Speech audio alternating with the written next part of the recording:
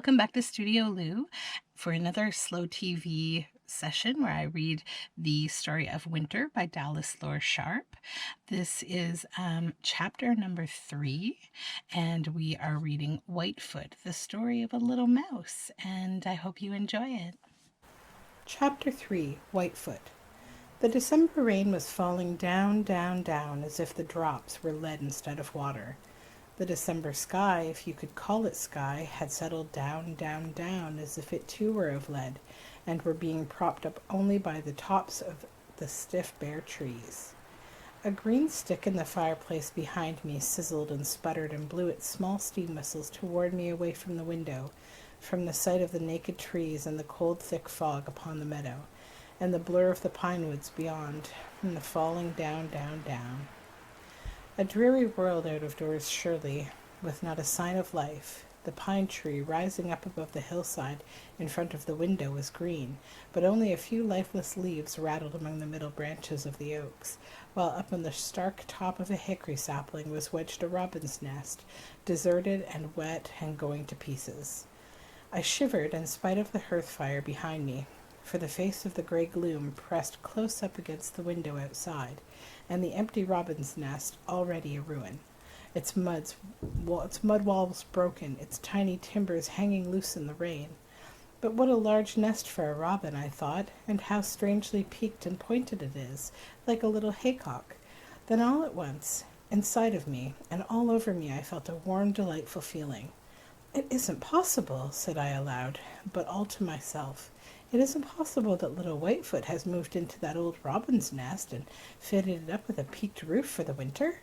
And the thought of it started the warm, delightful feeling again inside of me and all over me, and snatching up the tongs by the fireplace, I ran out to the December rain and tapped a few times on the slender hickory sapling. And what do you think happened? It stopped raining? No. You broke your tongs? No. The nest fell out and hit you on the head? No. You ran back into the house again out of the rain? Yes, I did, and I went straight to the window and looked out again at the robin's nest, my deserted, ruined robin's nest, with its thick thatch of waterproof cedar bark, with its little round door-hole in the side, with its soft furry bed all toasty warm, out of which, with my tapping tongs, I had just roused Whitefoot, and brought him sleepy-eyed to look down at me from his door. The rain continued to fall down, but my spirits went up and up at the thought of that little mouse all safe and warm for the winter in Robin's deserted nest. And so if there are no birds in last year's nest, as mourns a doleful poem, you need not be sad on that account, for if you look closely you may find now and then a mouse in last year's nest. Who will say that finding a mouse in a bird's nest is not almost as interesting as finding a bird there? A robin's nest in the winter time would be the wettest, muddiest, coldest place in the world for a robin, but a mouse can take that old robin's nest and turn it into a snuggery, if you know what a snuggery is. So cozy and warm that neither the tip of Mr. Mouse's sharp nose, nor the tip of his thin ears, nor the tippy tip of his long bare tail ever feels one sharp nip of the cold outside. So if there are no birds in last year's nest, as surely there ought not to be, take your tongs and tap, or better, climb up and reach gently into the nest with your finger, for a mouse might be waiting inside to bite you, and that would be interesting. For a mouse is interesting, just as interesting in his many mousy ways as a whale is in his whalish ways, or a robin in his ways. Can you name anything that does not grow interesting as soon as you begin to watch and study it? Large things, small things, Bengal tigers or earthworms, all things will surprise and interest you if you will study them for a season. I have a friend, for instance, who has shot more tigers in more lands than any other living man, who knows more about tiger habits and the tempers of the dangerous beasts than any other man, and who, as I am writing this, is himself writing a book which is to be called Tigerlands. That will be an exciting book, no doubt, for he has had adventures that made my hair stand up on my head just to hear about. Yet I very much doubt if that book, with all its man-eaters, will be any more interesting or any more valuable to us than Darwin's book on earthworms. So I am going to sigh because there are no birds in last year's nests. Had the poem said there are no mice in last year's nests, that might have made me sad perhaps, though I am sure that I can go into the woods almost any winter day and find plenty of old stumps with mice in them. And I am equally sure that there will be plenty of birds in next summer's nests, so until the robins come back and build new nests, I'm going to look out to the window those dark December days and think of Whitefoot in Robin's old nest, high up there in the slender sapling, where no cat can climb to him, and where no crow will dare to come to tear his house to pieces. There he will swing in the winter gales, with the snow swirling around beneath him. There he will dream through the rain and the slanting sleet, with his high sapling stairway coated with ice and impossible for him to climb. There he will live, and wherever I thump with the tongs at his outer gate, up there in the little round doorway will appear his head, his eyes.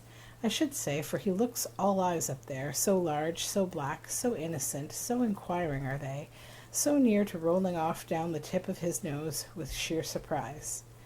I have many a cheering glimpse of Whitefoot, many a comforting thought of him out there, his thatch snow-covered, his thick-walled nest in the slender hickory riding the winter seas and sweep the hilltop as safe as the ships anchored yonder in the landlocked harbor. And he will be much more comforting to me out there than here in the house with me, for, strangely enough, while Whitefoot never seems to join the common mice in the barn, never a winter goes by without one or more of his kind coming into the house for the cold weather. This would be very pleasant if they could keep out of the popcorn and the nuts and the apples and the linen drawers.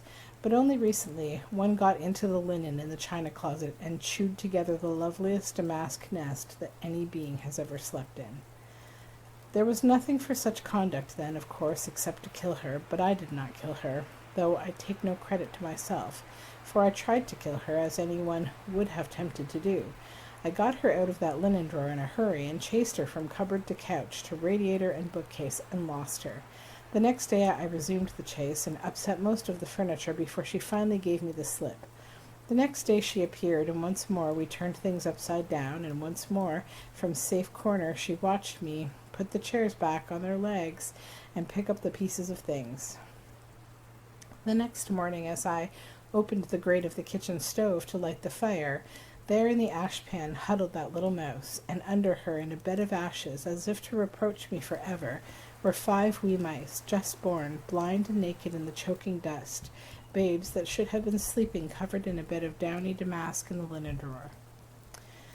I said I did not kill her. No, I reached in slowly, lifted her and her babes out softly in my hand, carried them to a safe warm place, and left them, devoutly hoping that they might all grow up to help themselves, if need be, to an ear of popcorn, or even to a cozy corner and a sip of honey in the beehives. No, I don't believe I hoped all of that, for Whitefoot is exceedingly fond of honey, and no roof in all the out-of-doors is so much to his liking as a beehive, warm with the heat of the clustered swarm, and nowhere can he make such a nuisance of himself as inside the hive. A robin's nest, a beehive, a linen drawer, a woodpecker's hole, almost any place will do for the winter home. So thick and warm can the mice build their walls, so many bins of acorns and grain do they lay up, and so bold are they to forage when their winter stores run low. I had a curious experience with a white-footed mouse in the cellar one winter. The small boys had carried into the cellar, to hide them from me, I imagine, about 4 quarts of chestnuts which they had gathered. A little later, when they went to get their nuts, the box was empty, not a chestnut left. "Have you eaten all our chestnuts, father?" "No, I haven't, not a nut," I answered. "Well, they are all gone," was the wail. And so they were, but how and where we did not know. House mice had not eaten them, for no shells were left behind.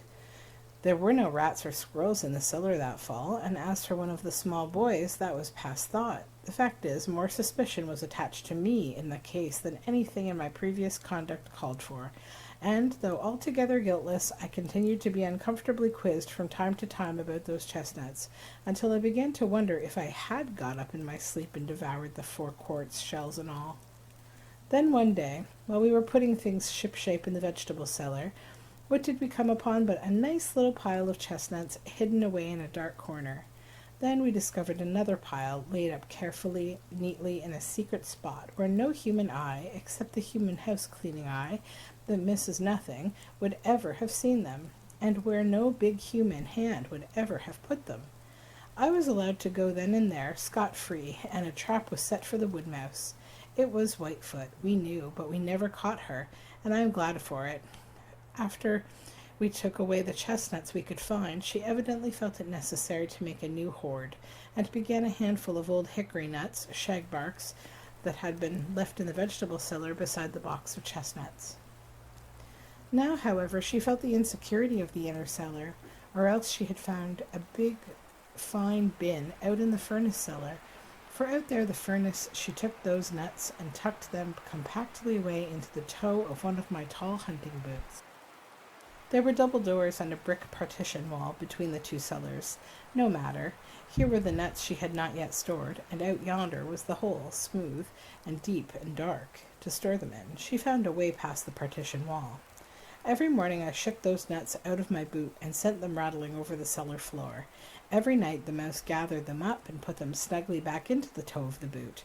She could not have carried more than one nut at a time, up the tall boot leg and down the oily, slippery inside.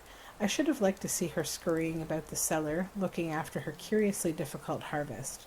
Apparently, there were new nuts to her every evening. Once I came down to find them, lying untouched. The mouse, perhaps, was away overnight on other business.